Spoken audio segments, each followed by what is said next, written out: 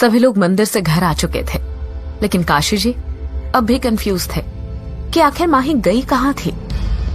दूसरी तरफ माही अपनी मुट्ठी में वो पाउडर वाली पुड़िया दबाकर जीप से उतरी तो तभी उसकी नजर काशी जी पर गई। काशी जी उसे थोड़ा अजीब तरह से घूर रहे थे। वो मन ही मन बोली, आखिर बात क्या है? पिताजी मुझे इस तरह क्यों घूर रहे हैं? कहीं उन्होंने मुझे हवेली में देख तो नहीं लिया? सोचते हुए माही काशी जी को इग्नोर कर अपने कमरे की ओर बढ़ गई। इसके बाद माही अपने हाथ में पकड़े उस पाउडर की पुड़िया को देखकर बोली, बस अब इंतजार है तो शाम के खाने का। जैसे ये जड़ी खाने में पड़ेगी मेरा काम आसान हो जाएगा। चांदनी, तुमने उस लॉकेट को फिर भले किसी भी कोने में छिपाया होगा, मैं खोज निकालूंगी। कहते हुए माही जोर से हंसने लगी। तभी एक जोरदार हवा का झोंका कमरे के भीतर दाखिल हुआ। उस हवा के झोंके से जोर से खिड़कियां खड़खड़ाने लगी। माही एकदम से चौंक गई और रुकते हुए बोली, ये क्या था? ठीक ऐसा ही एहसास मुझे उस हवेली में भी कई बार हुआ है। वो इस बारे में कुछ और सोचती उससे पहले उसे अपने आसपास कुछ आवाज सुनाई पड़ी, जैसे कोई उसके कान में फुसफुसाया हो। माही मुट्ठी में कसी उस पुड़िया को खिड़की के करीब रखते हुए यहाँ वहां देखते हुए बोली, कौन है? शेखरन तुम हो क्या? कहते हुए उसने अपने आसपास सभी जगह देखा, लेकिन उसे कोई नजर नहीं आया। इसके बाद बिस्तर पर लेट गई और शाम की योजना के बारे में सोचने लगी। एक तरफ माही शाम के खाने में शेखरन की दी हुई जड़ी डालकर सभी को बेहोश करने का प्लान बना रही थी, वहीं दूसरी ओर घर के दूसरे लोग इस बात से पूरी तरह अनजान थे। चेतन अपने अखबार के लिए आर्टिकल लिखने में व्यस्त था, वहीं गोमती और चांदनी बाहर आंगन में बैठकर गौतम की पढ़ाई में मदद कर रही थी। जैसे कुछ देर बाद वीर सिंह दोपहर के समय घर लौटा तो काशी जी को किताबों वाले कमरे में अकेला बैठा पाया। वो कमरे का दरवाजा खटखटाते हुए बोला, पिताजी, क्या मैं आ जाऊं? तभी काशी जी का ध्यान टूट गया, जो कि किसी किताब को गहराई से पढ़ने में व्यस्त थे। वो वीर सिंह को देखते ही बोले, अरे वीर सिंह, आओ आओ। वीर सिंह ने एक कुर्सी ली और मुस्कुराकर बैठते हुए बोला, जब से आप यहाँ आए हैं इस पुस्तकालय की रौनक बनी हुई है, वरना मैंने तो इसे लगभग त्याग ही दिया था। ये सुन काशी जी ने अपना चश्मा उतारकर टेबल पर रख दिया और जिस किताब को वो पढ़ रहे थे उसे बंद करते हुए बोले, पुस्तकें ही इंसान की वास्तविक मित्र होती है, जो ज्ञान के साथ साथ जीवन जीने का रास्ता भी बतलाती है। ये सुनते ही वीर सिंह के चेहरे पर बड़ी सी मुस्कान आ गई और वो धीरे से बोला, सही कहा पिताजी, मेरा भी यही मानना है। बचपन से लेकर बड़े होने तक माही और मैं साथ साथ इन्हीं किताबों के बीच रहे हैं। दद्दाजी से मिले तोहफों में सबसे कीमती तोहफे यही है। जब गांव में खूनी वधू का कहर था तो मेरा ज्यादा वक्त यहीं बीतता था, ताकि मैं दद्दाजी के ज्ञान से सभी को बचा सकूं।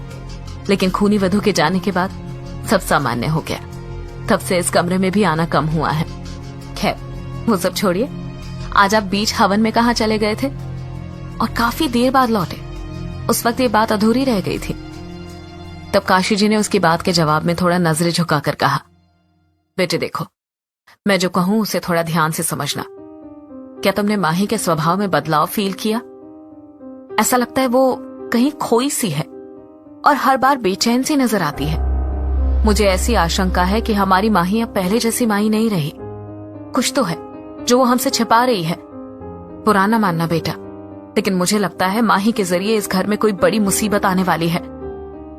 ये सुनते ही वीर सिंह थोड़ा मुस्कुराते हुए बोला, हाँ बिना पिताजी, भला हमें अपनी माही से क्या खतरा हो सकता है? तब काशी जी तुरंत बोले, मेरा अनुमान गलत नहीं है बेटे, और तो और चांदनी को भी यही लगता है। उसका तो मानना यह है कि खतरा घर के भीतर आ गया है। तुम ही सोचो कि आखिर माही मंदिर से गायब क्यों थी? तब वीर सिंह तुरंत बोला, पिताजी, मैंने आपको तब भी बताया था कि माही वहीं थी। वो तो सिर्फ मंदिर की परिक्रमा कर रही थी। बस अब आप इस बारे में ज्यादा ध्यान मत दीजिए। आप खामखा माही पर शक कर रहे हैं। मुझे अपनी बहन पर विश्वास है, वो ऐसा कुछ नहीं करेगी जिससे परिवार के लोगों को नुकसान हो। वीर सिंह ने अपनी बात पूरी तरह खत्म भी नहीं की थी कि अलमारी में रखी एक किताब जोर से जमीन पर गिरी, जिसकी आवाज से काशी जी और वीर सिंह दोनों डर गए। वीर सिंह ने उस किताब को उठाते हुए कहा, ओह, चित्रलेखा किताब। लो, आप अभी किताबों के मित्र होने की बात कर ही रहे थे और ये किताब सामने आ गई। इस किताब ने हम लोगों की बहुत मदद की है। किताब के कारण काशी जी और वीर सिंह अपनी मुख्य बात से भटक गए। तभी काशी जी भी बोले, चित्रलेखा किताब से याद आया कि एक लंबे समय से चित्रलेखा ने भी हमसे संपर्क करने की कोई कोशिश नहीं की। ये सुन वीर सिंह भी शांत रहकर उस किताब को ध्यान से देखने लगा और फिर धीरे से बोला, सही कहा पिताजी, खूनी वधू के उस हादसे के बाद चित्रा भी कभी सामने नहीं आई। ये कहते हुए वीर सिंह ने उस किताब को वहीं टेबल पर रख दिया और कमरे से बाहर की ओर जाने लगा। साथ ही काशी जी भी कमरे से बाहर आ गए। जैसे वो दोनों कमरे से थोड़ा दूर हुए तभी टेबल पर रखी चित्रलेखा किताब में पन्ने तेजी से फड़फड़ाने लगे और किताब एक खाली पन्ने पर जाकर रुक गई। थोड़ी देर में शाम हो गई। चांदनी अपने कमरे में बिल्कुल शांत बैठे बैठे कुछ सोच रही थी। तभी चेतन का ध्यान चांदनी पर गया। काम करता चेतन अपने मुंह में पेन दबाए कुछ पल उसे देखता रहा और फिर धीरे से बोला, क्या बात है चांदनी? मैं तुम्हें आज दोपहर से ऑब्जर्व कर रहा हूं। तुम बहुत बेचैन नजर आ रही हो, आखिर बात क्या है? इस सवाल के जवाब में चांदनी बिना उसकी ओर देखे ही बोली, रहने दो चेतन, तुम जानकर भी क्या करोगे, छोड़ो उसे। इतना कहकर चांदनी दोबारा सोचने लगी। तभी चेतन दोबारा बोला, ऐसे छिपाने से भी क्या फायदा? मुझे बताओगी नहीं तो पता कैसे चलेगा?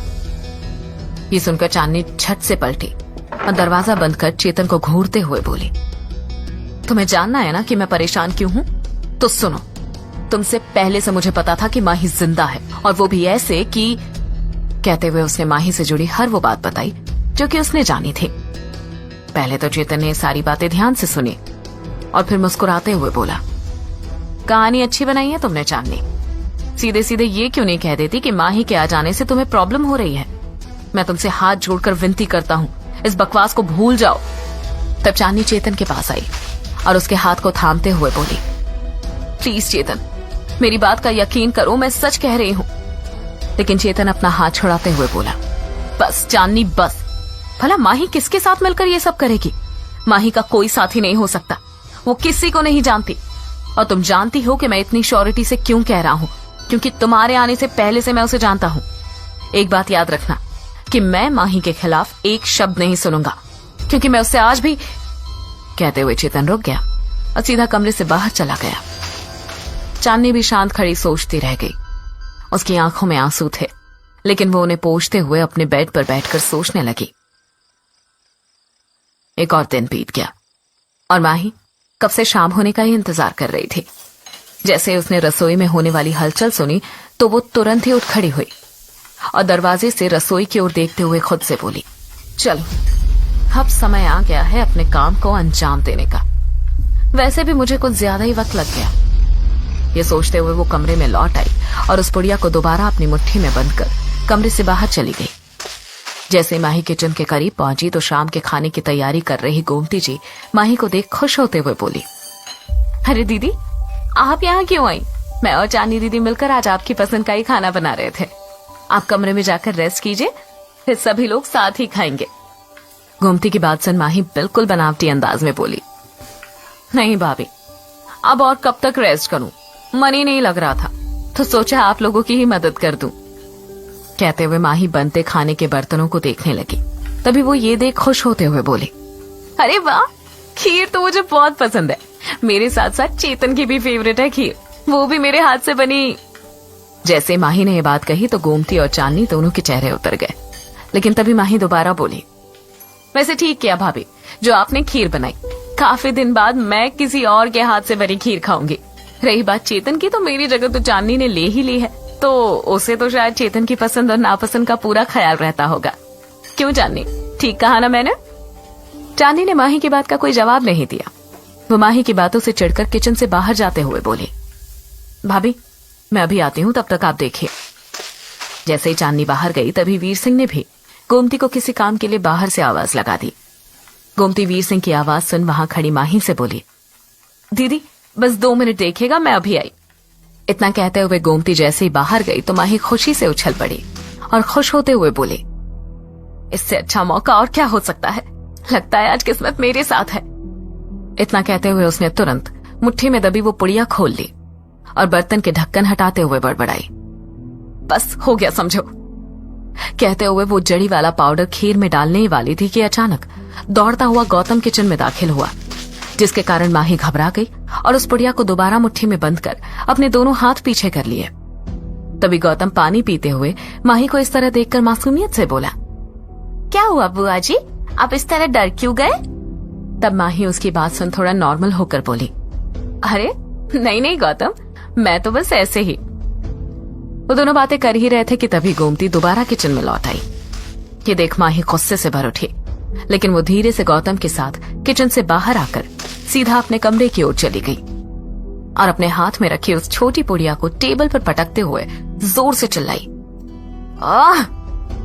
हाथ आया, एक अच्छा मौका छूट गया। मैं एक बार फिर फेल हो गई। बस बहुत हुआ, आज फेल हो गई तो क्या, कल फिर से ट्राई करूंगी, लेकिन मैं उस लॉकेट को लिए बिना यहां से नहीं जाने वाली। इतना कहते हुए वो दोबारा कमरे से बाहर चली गई। थोड़ी देर में सभी लोग खाने के लिए एक साथ किचन में आ गए। साथ मिलकर सभी ने खाना खाया और अपने अपने कमरे में चले गए। चांदनी पलंग पर शांति से लेटी हुई थी कि तभी चेतन खिड़की के पास चांदनी की ओर पीट करके खड़ा हो गया और बिल्कुल धीरे से बोला, सॉरी और थैंक यू चांदनी। तब चांदनी धीमे स्वर में बोली, किस लिए? तब चेतन चांदनी की ओर मुड़ते हुए बोला, सॉरी तुम्हें कुछ ज्यादा ही बुरा कहने के लिए, और थैंक यू शाम की खीर के लिए।